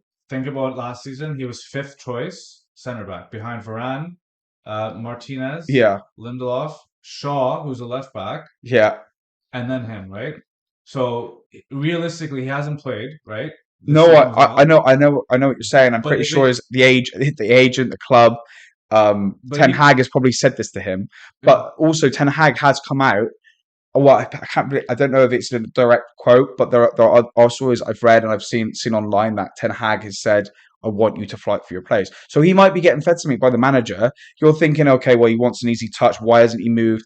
Probably he should have moved. I think every United fan wanted him to move on. We all want to wish him the best, by the way, because he's had a horrible time at United.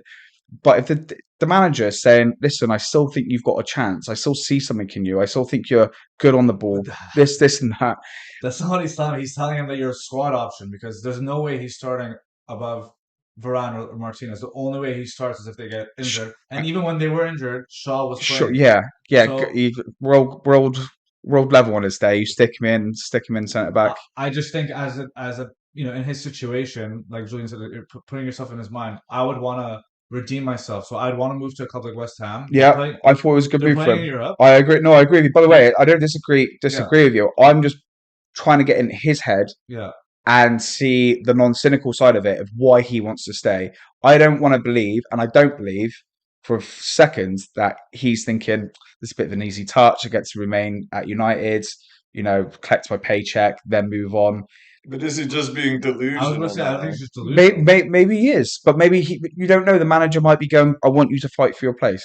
Yeah, I mean, the only thing I can see, and I heard it, somebody else broke this down, is that so say he goes to another club, United is going to have to pay half of his wages That's it, because those clubs will not pay his wage. right? And so his options are go to another club. United refuses to do that. So his options are go to another club, get paid half, and you're playing for a lesser club. Mm. Or stay at United, fight for your place, make double the money that you're going to make at a West Ham or He's something, he's and play, and remain as a part of one of the biggest clubs in the world. And, there's something to be said about that. I don't hate on him for wanting to play for United. It's just, if it had been the beginning of Ten Hag's tenure and, okay, we don't really know what Ten Hag's thinking. Now it's so clear cut that he has no faith in Harry Maguire.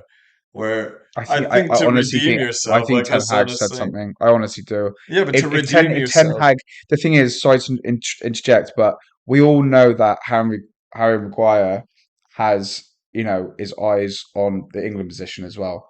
And Gareth Southgate has said to him, "You need to be fucking playing."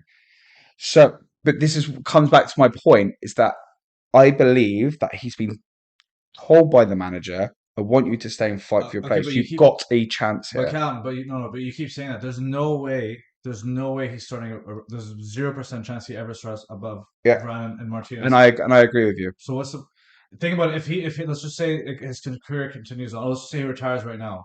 Can you really say that? Maguire will never ever be in the conversation of the best defenders. No, Not even no. But close.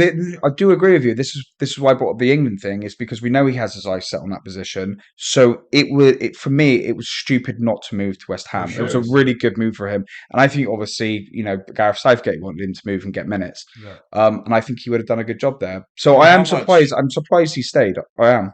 And I like honestly at this point, the abuse. Like I'm not part of it, but I laugh at all those videos Yeah, of I feel so, Harry Maguire and I, him giving the ball. I Like do they're feel sorry for him. hilarious. He's been mentally pummeled But in these yeah, last and two, I two, was three years. just thinking, Oh, like, yeah. go to West Ham, play minutes. If you are able to become a decent, solid Premier League defender, you can go back and give one of these to Exactly. all those United It fans would that have been, shat on you for all I those don't. yeah, I don't years. think he'd ever make it back to like United, but he could go to maybe like Spurs or something. I mean, yeah, he's 30, so he doesn't have that much time yeah, left. But yeah. But even if you just stayed at West Ham, but even to stay with him, won the they Europa League, or exactly, I and maybe think true top United four. fans, by the way, I mean, when he was getting stuff tossed at him in pre-season, that was when he was abroad, and global fans were doing that. I think true United fans, we don't haven't abused Harry Maguire. It's a lot of other football fans that have abused him. We've not wanted him to see him what he's gone through. nobody wants to see their own players fail. But at the same time, I think there is some resentment of we we paid this much and we got It's this. yeah, of course, it's never the player's fault, the price tag, but there were enough was enough. He had to be dropped. He was, and we brought in Martinez and Varane. Um, yeah, it's time to call it 100%. I agree with you, but I was just giving you my opinion on what's maybe in his head and why he stayed. So on the other side of the coin, I want to ask you a question, and it's another English player. So let's go in the mind of a Jordan Henderson, Mm, club captain at Liverpool, still mm. had some good years left in him, and How old was he? 33, I think. 33, yeah. So it clearly a money thing, which this is what we're talking about with Maguire. What is Hendo thinking going to Saudi I Arabia? honestly think it's money. Like I think money is the. I was looking at the list of the top highest paid players in the world. So Benzema and Ronaldo are tied for first, like 200 million a season, whatever it is. Neymar 150, and then it was Conte, and then somebody else, and then Henderson was sixth or seventh. And I was so shocked about that. But think about it, like you're making that much money. First of all, you're set for life, for Hmm. yourself, for your family, for your kids, for their kids, for 10 generations. Generational, yeah, Generational wealth. It's just done. Like obviously they're already wealthy, but this is just on next generational. level. Mm. So I think that's one thing. I think despite what other people say, like I'm not defending Jordan Henderson. Like, I don't want the Saudi league to like whatever. It is what it is, but the Saudi league is growing. There's clearly a project that's happening there. They just hired Mancini as their national team manager. Obviously, all the Saudi teams are going. Even second division Saudi teams are signing random European players now. So there's obviously a project happening there, and it's happened in the past where players have gone to China. Obviously, that failed. But MLS, for example, now like there's a project happening there where they're trying to increase, the popularity of the sport in North America, etc., improve the league. So I think obviously money, number one thing. Like let's just be honest. If we got like anybody got offered that money, you're taking that in a heartbeat. 100%.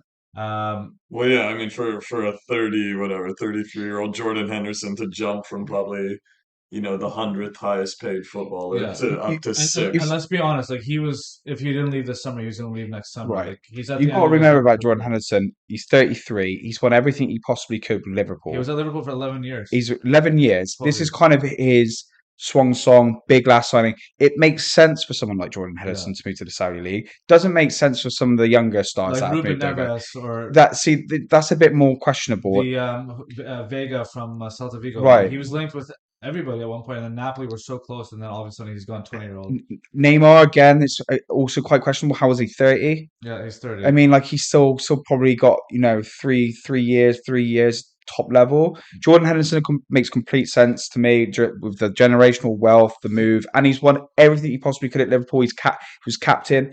I mean, it just Yeah, he's makes a legend. sense. He's a Yeah, Liverpool like legend, Premier League and legend, like you said, he would have moved on the following year anyway. But and does plus, it tarnish, would you say it tarnishes his legacy a little bit? so I mean, people talk a lot about that, but if you're nitpicking him with one person, then I'm sure some of those LGBTQs, for example, Yeah, sorry. Do you mean that not his Liverpool legacy? You just mean his own because he was very like Yeah, outspoken about certain communities, yeah.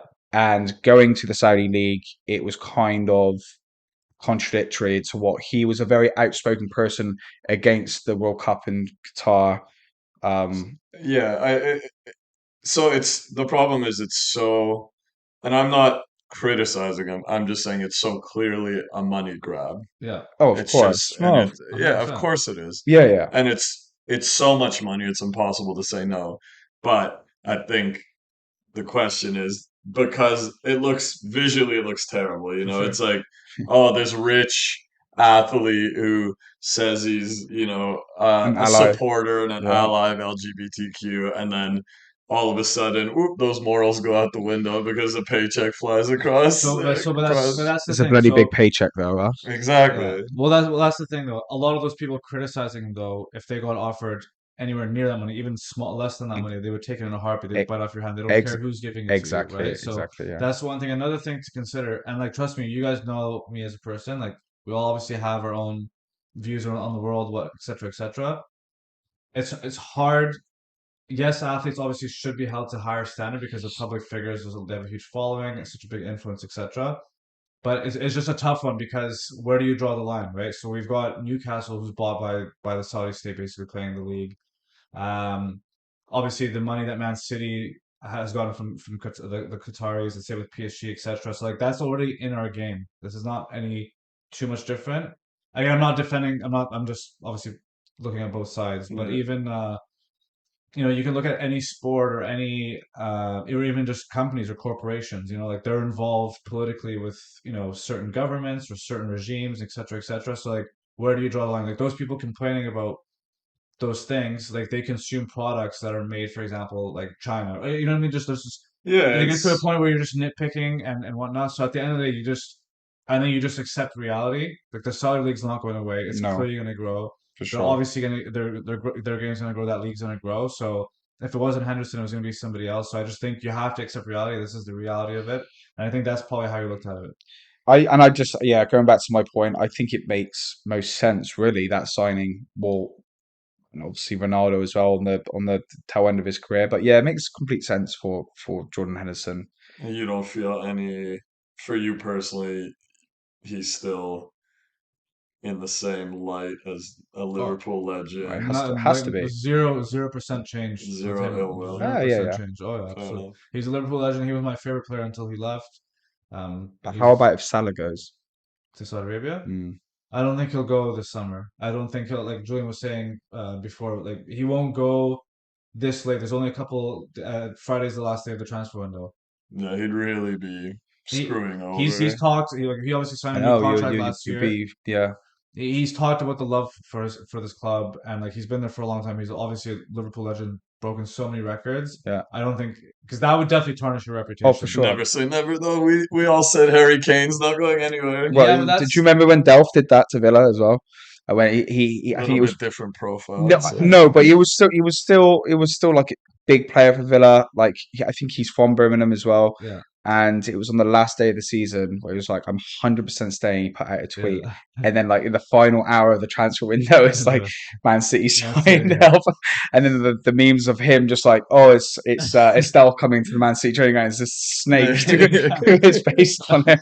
Like players are capable of doing it. It's Of my point. course, but Kane was a little different. Like Kane was earlier in the window, right? So and they have Richarlison. We don't have a right wing. Salah's our only recognized right wing. Yeah, To do it this late, like if he did it earlier in the summer, I wouldn't have blamed him at all.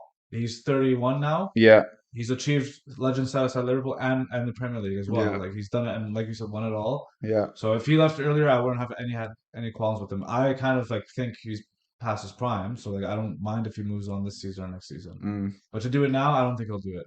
He has such a good relationship with the supporters in the club. yeah, yeah, No, yeah. No, because he could easily go next summer. it would be a dirty move for sure. Yeah, he'll go next summer for sure and get the same contract. Like it'll be fine. Yeah. He's still a good age. So So, we've gone through our predictions, asked a couple controversial questions. Um, any last thoughts about the Premier League season, well, I Hassan? wanted to ask you guys quickly. Obviously we support our own clubs. With the transfer window winding down and seeing how we've played so far, what do you think your club needs in this transfer window before it closes, Julian? Um, I mean, for me, it's really replacing Timber, which sucks because we paid 35 million for him. But from what I've seen so far, it's just not working at the back. Hmm. We really need. We got rid of Kieran Tierney, which really makes me think that we're going after somebody. Yeah. I don't think we would have let him leave in this window if we weren't targeting another defensive player. But yeah, I think Gabriel's great, but he's not versatile. He just plays the left-sided center back role, Hmm. and he's pretty limited. Saliba's great, but we want to ease him back in from that injury. We don't want him playing every single match 90 minutes. Kivior looks decent, still young, but I think we just need that versatile timber type center back that can move. He's starting at left back, right? He was He's at starting both. left back, right back, and he was playing inverted. He can play center back. We just need that depth. I know we have Zinchenko, we have Tomiyasu. Both injury prone, unfortunately. Exactly. Ben White's been solid, but yeah, I just think that for us is the number one thing. I think our midfield's fine and our attacking options are plentiful at the moment. But yeah, I think just shoring up that spot. What do you think? What about you, Callum? Where do I start? Um, I would have loved an established striker that would Yeah. have hit the ground running. Obviously, Harry Kane didn't happen, so I still think we're short as like a pure number nine. Well, Hoyland. Well, I know, but he's an unproven 13-year-old boy. Yeah. So like I said, I would have like an established striker. But who was the chap playing for Napoli? Osimhen. Osimhen, Yeah. Obviously that would have been, we didn't get Harry. That would have been good to go for him. Um, Defensive midfielder again. Would have loved Rice. We got rid of Fred's. Casemiro's getting on. How does he now? 31. well, I think a bit older than that, but But is he? maybe. So, definitely always looking for a quality, world class defensive midfielder. And I know obviously you'll probably not agree with me. I think Varane is just he's injury prone. He hasn't been the best signing in terms of. Actually, I can't remember the last time we've made a quality like world class centre back signing. Really, Well, you brought him in kind of at the I tail get, end I of get, I his. get that, but I still expected more from him. So a world class I think centre you're back. being a bit too harsh. I think he's had a mixed. He has had a mix, He's but had a mix, but I You've think played your best football with exactly. Varane I mean starting. Martinez, amazing. Like he surprised everyone. I mean, just his heart alone. He's a great. The fact that you're putting the Martinez signing above the Varane signings, I'd say most people would disagree with that. No, no. Rand's had a very I, dodgy He's United. just been well, injured, but anytime That's he's in your yeah. lineup, that's when you guys are playing your best I think he's football. only had a couple bad games. I think overall he's been really. I think you're being a bit too harsh on him. Again, I still think we need a world class centre back. Just Classic that French bias. yeah, yeah. I mean, yeah. Well, actually, Starting don't off forget French you have players. Maguire competing, right? He's gonna work hard to. Exactly, yeah. So Slab, if you're watching Good this, English lad, come on, knuckle son. down, son. What? So it's just that spine going through the team. I think we need to make some big signings there. I think one of the main, obviously on our flanks, I think we're great. We're in abundance of talent there. Mount and Fernandez, you've got some great creativity of number tens there. It was just a striker that we really, really need to It looks address. like you guys are heavily linked with trying to get a left back because of the Shaw injury, and then who do you have as back? Malacia. I haven't seen him play much, eh? No, no, I think he's got an But injury yeah, as well. they were linked with Cucurella, I think. They were inquiring Yeah, about getting him on loan, but Mm, yeah. mm. yeah. Classic Shaw though, eh? And yeah, yeah. I mean, when he gets a run of games on his day, World level for world sure. level. And the defensive midfielder, the Moroccan that were Amrabat, yeah, yeah, he's still heavily linked, and he's been left out of their Fiorentina squad a right. I couple think times he'll now. go So either to you or you. I Yeah. think he's most likely going to go to you guys. He's because he's played under Ten Hag as well, actually. Yeah, yeah, But yeah, and you guys are more linked with him. But I Yeah. hope we get him. I would love him. I would love him. So yeah. that would be a good signing for you So guys. yeah, just down the spines that we need to. And as I said, we needed a world class striker. Yeah, We really did. yeah. I mean, talking about French players, Tony, he needs to. Oh, Martial. Martial, I yeah. thought you meant Ivan Tony. I was No, like, no, no, eh. no, no, no. Also linked with England. Yeah, he played the other day. Yeah, Surprising. yeah, Probably got injured again. I mean, he's just been so bad for United. yeah. I'm so shocked that he's still there. I'm Yeah. so shocked that he's still there. Which is every time they have the opportunity to sell him, he's their only striker, For and they're like, sure. "Oh, if we sell him, we have no one." So they're like, And "Shit." they loaned him to Sevilla. Was it last season, the season before? And then Mm, Sevilla didn't want him after yeah. the Yeah, loan he because he did didn't work out. Did nothing. Yeah, nothing. He did like he scored two early goals. I think yeah, he got injured again, yeah, and then he just didn't play. Yeah. yeah. I And what mean, about the Liverpool? comparisons to Thierry Henry as well when he first joined United. Oh So man, that's he had the Mbappe like storyline. Like everyone was like, "This kid's the because he next was big." at was it Monaco, wasn't it? Yeah, he was Yeah, at yeah, yeah. Monaco. and then Everyone was like, "He's the next scored on his debut against Liverpool. great I do goal remember that too." It was actually. a good Yeah, goal. I do remember Yeah. that. It's just like that outside of the foot, kind of Thierry Henry-esque, and Yeah. yeah, inside of the foot. Sorry. hmm for Liverpool, I'm not going to spend too much time on this because we've already spoken about it. But like we said earlier, definitely a center mid and a defender. Preferably somebody versatile. Like I would like a center back. I just don't think Matip, obviously way past his prime. It's been a couple seasons. By the way, one of the most underrated signings of all time in terms of it was a free signing from Schalke. Mm. Obviously, we won everything with him. Gomez, if you can stay injury free, he obviously him and Van Dijk that partnership was unstoppable at one point. Konate is an absolute beast, but like Julian said, injury prone. So I would say a versatile defender, preferably like a Pavard would have been perfect, but it looks like he's going to enter. Somebody who could play center back, but also wing back and what have you, and then obviously a center mid. But yeah, I mean, if we get those two players, I think we're guaranteed to finish top four, to be honest. But without them, depth could be an issue, like Julian mentioned earlier. So. Mm.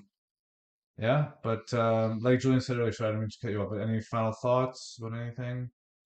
No, I think we've gone over it. I think, like we discussed, I think it's just the parity in the league now is so interesting. Every team keeps solidifying. We didn't speak about teams like Brentford and Fulham, and Yeah. those teams are in the mix as well. They have runs of great football. So I'm just, I mean, I last time we spoke, the league hadn't even started. Yeah. So now it's started, and I'm watching matches, and I'm excited to see where it goes. But Like, we're playing news next, I think. I know, Sunday, yes, yeah. Sunday So 8:30. that's going to really tell. You coming here? Should we? Yeah, yeah, we could even go to a pub. It'd be nice. Yeah, that's a good shot. Um, but yeah, I think that's going to tell us a lot about where we are. That's actually such an exciting It game to look is. forward to. Is it at Both, Trafford or I haven't I checked. haven't Trafford? checked. I think it's home for us actually. Yeah, yeah, both teams haven't really hit the ground running, I would No, say. I So know. it'll be an Yeah, interesting to see who kind of to see if you bounce back from who last week, and yeah, excels.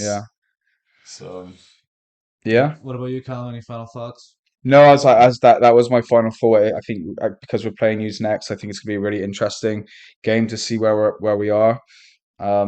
As I said, I'm not too concerned yet. When United always have a shaky start to the season, so everyone starts to write us off. But I I mean, think, last year you guys did too, and you did well at the end. yeah, So exactly. I mean, and it was a worse start. It was two losses on the bounce last season. yeah, to Brentford and And Brighton, wasn't it? four Yeah, nil, 4-0, yeah, like yeah, 4-0, 3-0 or something like that. yeah. But then your season turned out great, Yeah, exactly. other than the 7-0 loss to Liverpool. Yeah, But that came late. That was when we were flying as well. so the better team won. So we still got that in us, and that is a problem. hmm Um, but we'll see. I think, as I said, this game will tell us a lot about our seasons. I think. Sure. Yeah, for me, I'm just like you guys, just so excited. We talked about it for so long during the summer, like we just can't wait, can't wait, can't wait, can't wait. So now that it's here and it's going, obviously some great games already. I was losing my mind yesterday when when Darwin scored both of those goals. Shout out to Jazz. I was in my bed and she's like, "What the are you doing right now?" Like I was losing my mind. I was like yelling and screaming of joy. So I was so happy. So yeah, it's already been so exciting. I can't wait to see how the season unfolds. Obviously, really, really hoping Arsenal win the league because I cannot stand to see City win more. And yeah, I hope Liverpool finish top four because I think that's the most realistic target we have. So I'll just go on record as well. If it had to be out of you and City, obviously want Arsenal to win. yeah, I think nobody wants City to win. and trust me, Callum hates Arsenal. Obviously, I you really, never win really, your Even team. City fans are I, bored of winning at this point. They don't I, even show up to their own fucking parades yeah, anymore. they are extremely whack operators. Well, yeah, I guess that's it from us. Thank you guys for tuning in. I'm absolutely starving, so I gotta go eat. These guys already ate. Yeah, next week we'll discuss the end of the transfer window and we'll review this weekend's fixtures. I hope you guys enjoy this episode. Any final words, Callum? No, tune in to next week. Yeah, thanks for sticking out with us. Hope the mic sounded good because we paid a lot for them. Yes, sir. Awesome. Thank you guys. Bye bye. See ya.